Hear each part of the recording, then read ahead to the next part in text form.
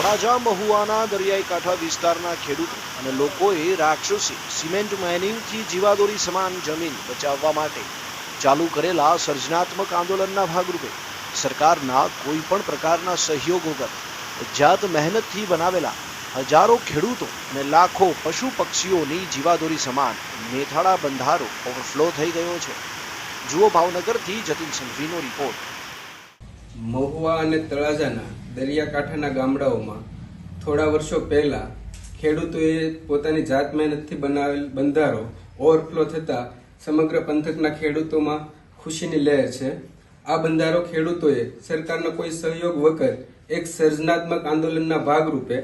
આ વિસ્તારને બચાવવા માટે બાંધવામાં આવ્યો હતો અને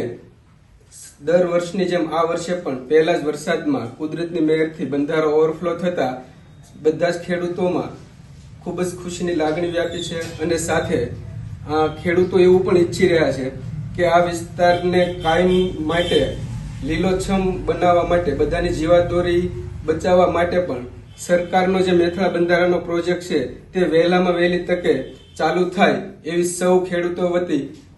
ખેડૂતોની લાગણી પણ છે અને એ ઝડપથી થાય એવું દરેક ખેડૂતો ઈચ્છી રહ્યા છે।